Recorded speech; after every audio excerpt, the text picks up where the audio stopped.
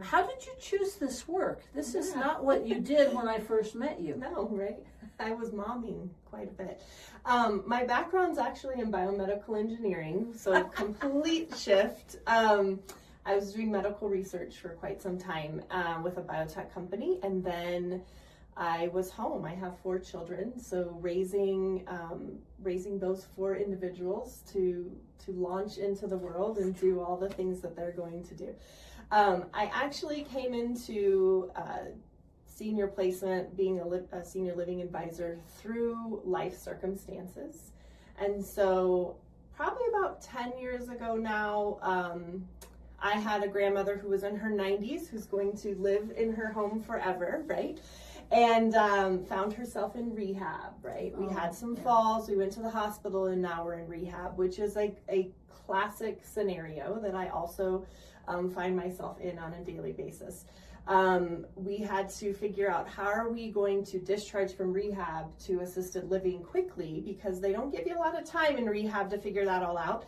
And we didn't know where to start, right? And there's sometimes the rehabs will provide a list, but really it's on the families. That burden falls on the families. And so we reached out to my teammate with iPlay Seniors, Melissa Clifford, and said, hey, here we are, we're in rehab, what do we do next?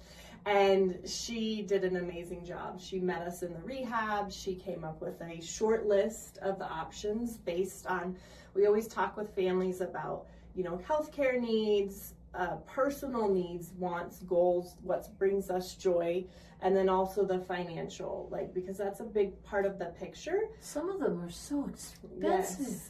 They can be really expensive. Oh my goodness, Amy. Yes.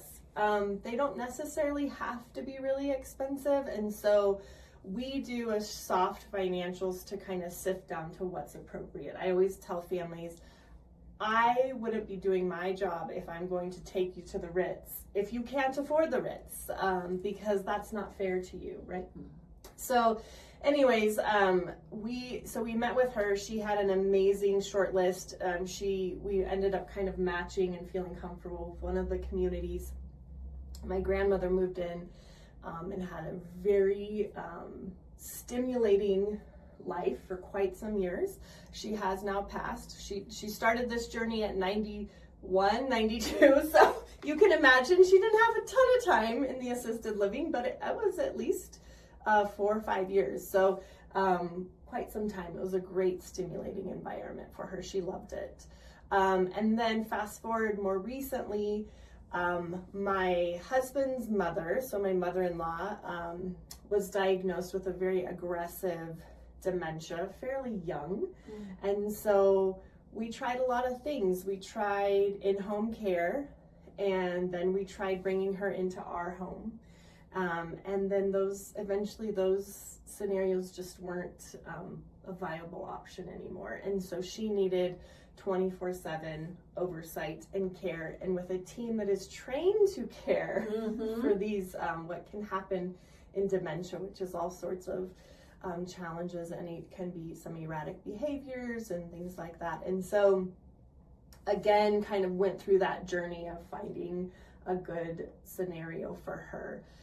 In that, recognized this, I'm really passionate about this. I've been through it a couple times, but I also feel like I can really connect with families who are sitting opposite me, because I have sat where they sit.